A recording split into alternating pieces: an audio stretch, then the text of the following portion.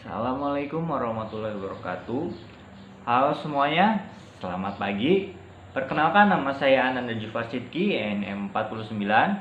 Kali ini saya akan mempresentasikan mengenai analisis fungsi produksi jagung sebagai nilai ulangan tengah semester pada mata kuliah Ekonomi Produksi Pertanian dengan dosen yaitu Ibu Nur Komaria. Langsung saja, yang akan saya presentasikan yang pertama kali yaitu mengenai latar belakang dari penelitian ini. Latar belakang. Jagung merupakan salah satu komoditas pertanian yang fungsinya sangat banyak karena bisa dijadikan sebagai bahan pangan, pakan, dan energi. Karena kebutuhan akan jagung yang banyak, maka permintaan untuk komoditas ini juga banyak. Oleh karena itu, perlu dilihat apa saja faktor yang mempengaruhi efisiensi produksi jagung, khususnya jagung yang di Madura ini, agar produksinya bisa terus meningkat dan memenuhi kebutuhan atau permintaan dari konsumen. Selanjutnya yaitu tujuan dari penelitian ini. Yang pertama yaitu untuk mengetahui variabel yang berpengaruh secara signifikan dan elastisitasnya. Yang kedua yaitu untuk mengetahui nilai produksi maksimum atau NPM. Yang ketiga yaitu untuk mengetahui tingkat efisiensi produksi jagung. Langsung saja kepada pembahasan. Yang pertama, tabulasi data di Excel sampai dengan output dari fungsi Cobb-Douglas akan dijelaskan dalam video berikut. Ya, kita langsung saja untuk langsung membuka data yang akan kita tabulasikan di Excel dan kita copy datanya dari soal.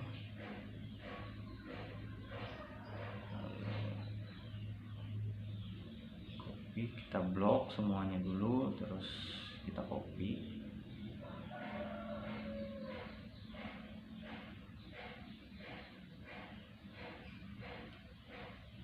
Paste di Excelnya.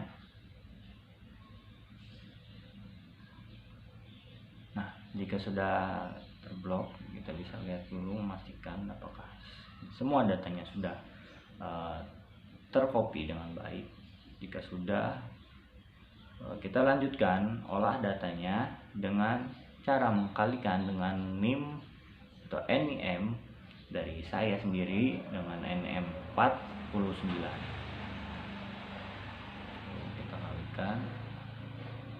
Lalu setelah dikalikan satu itu kita tarik atau kita blok ke samping, sudah kita blok ke bawah terus sampai dengan jumlah data yang ada 120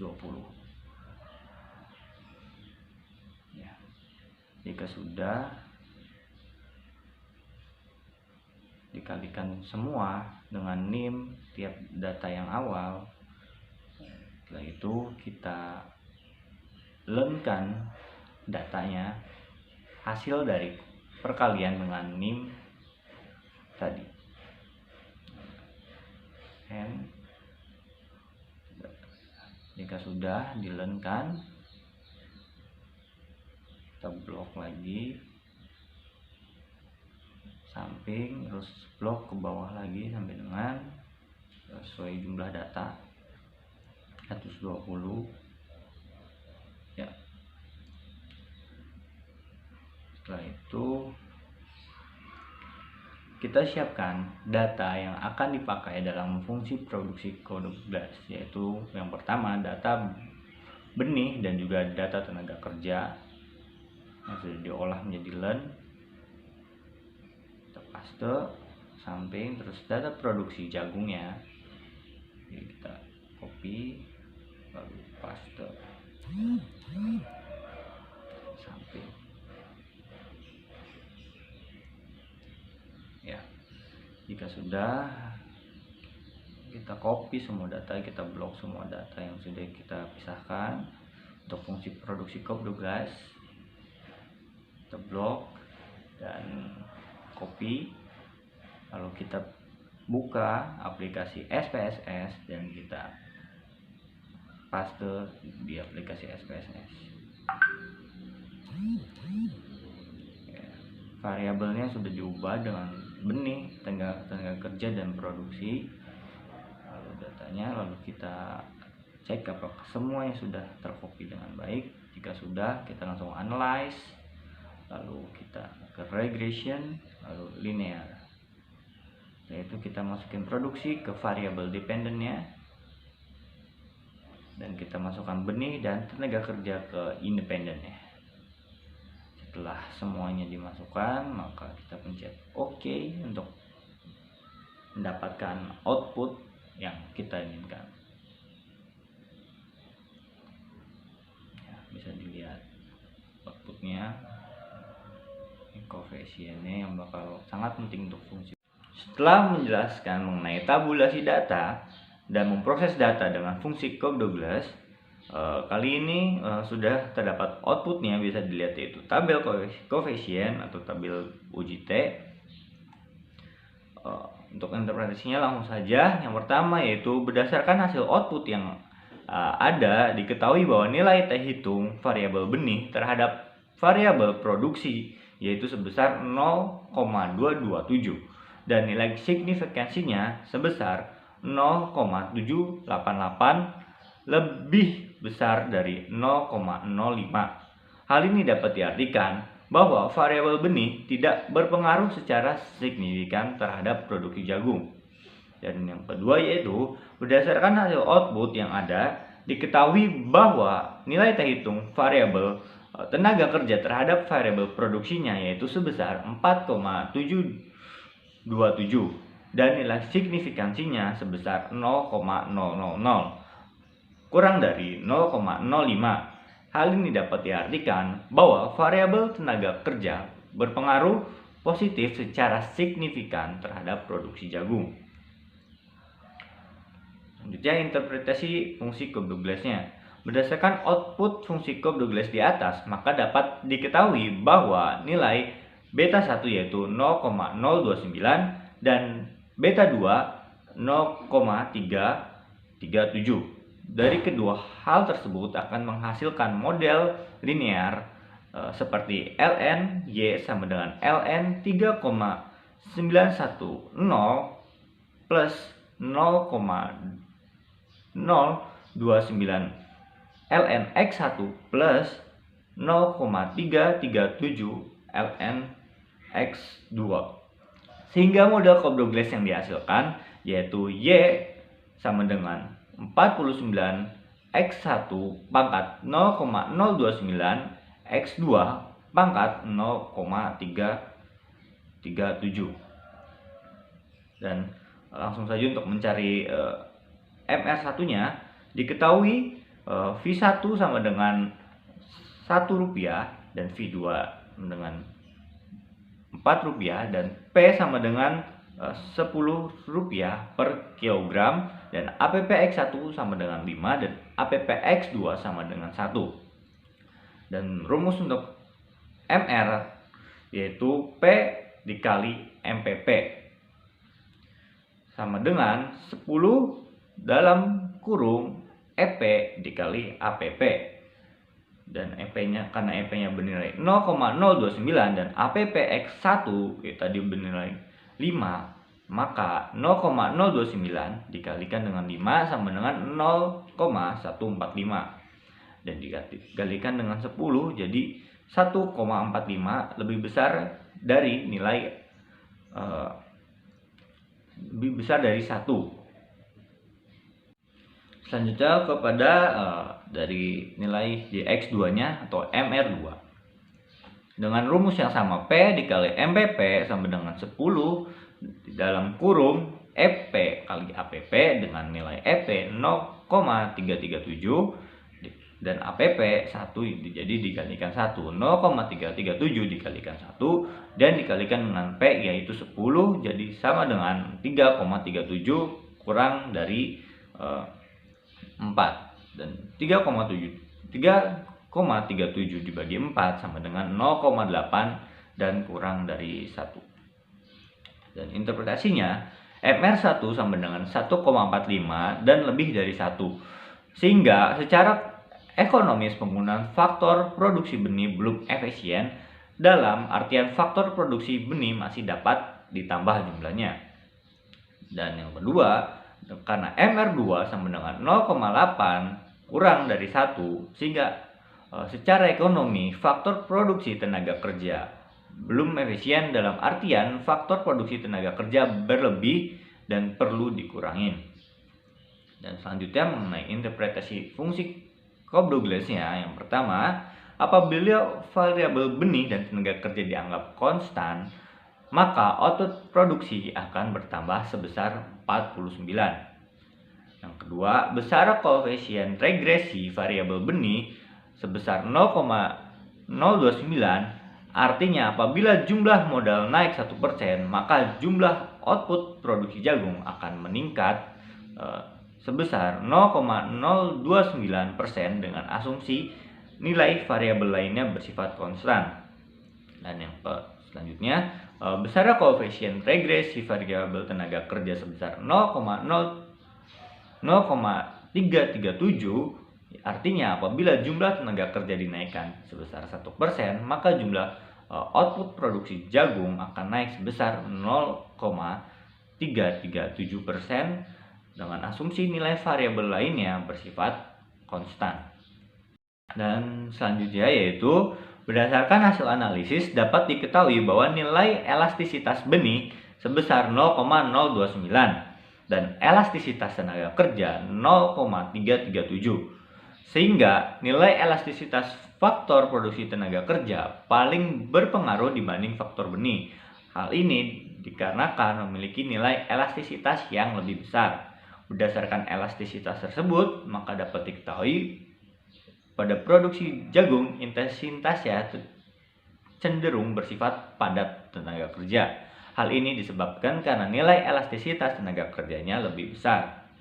Dan selanjutnya yaitu berdasarkan persamaan fungsi Cobb-Douglas di atas diketahui hasil perhitungan elastisitas produksi yaitu sebesar 0,366 kurang dari 1. Artinya terjadi decreasing return to scale. Hal ini berarti bahwa proporsi penambahan faktor produksi melebihi proporsi hasil produksinya.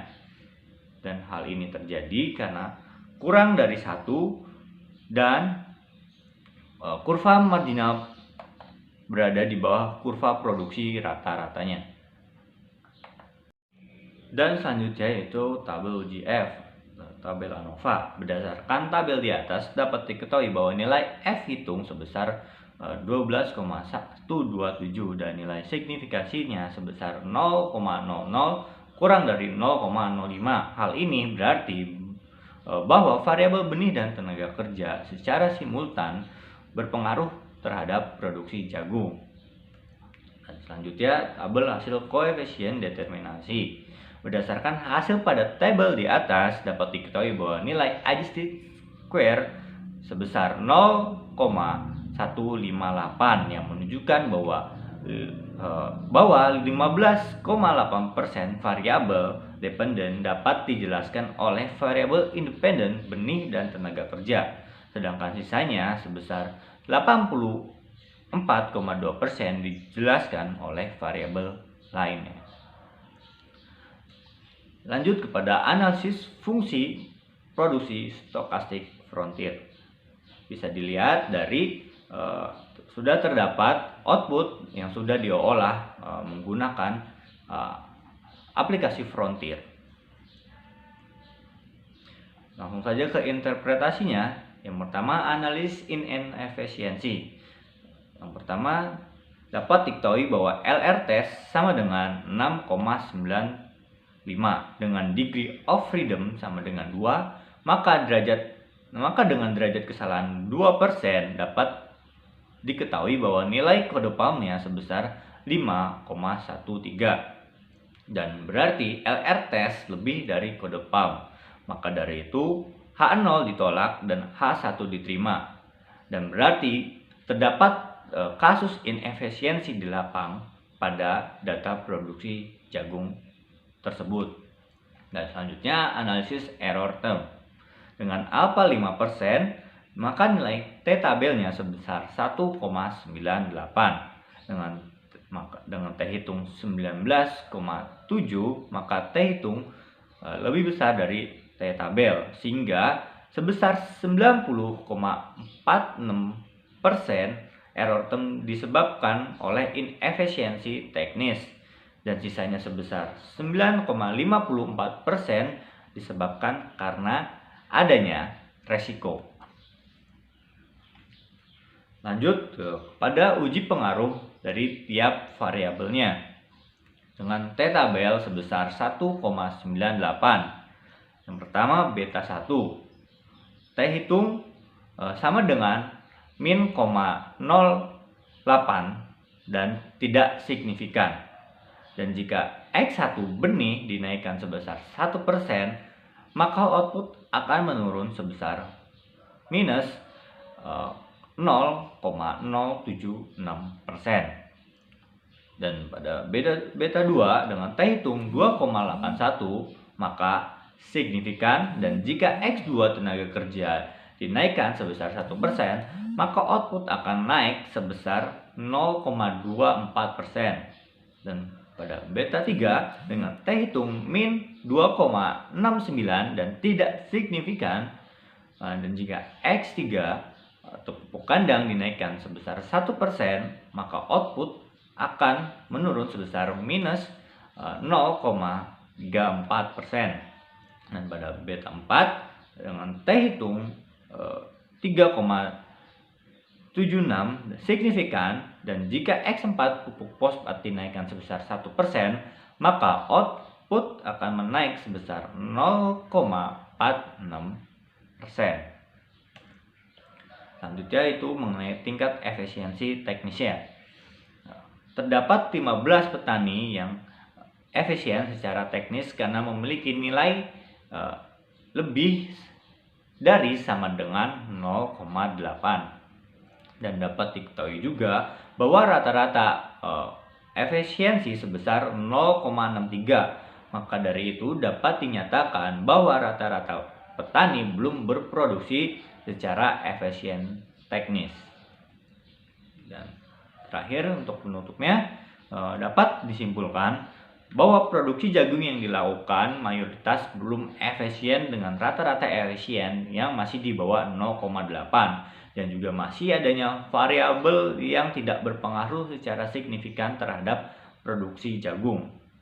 Dan oleh karena itu sarannya sebaiknya faktor-faktor produksi yang ada dapat dioptimalkan lagi oleh para petani agar produksinya dapat lebih efisien secara teknisnya. Ya, sekian dari saya. Kurang lebihnya mohon maaf bila ada kesalahan. Terima kasih atas perhatiannya. Wassalamualaikum warahmatullahi wabarakatuh.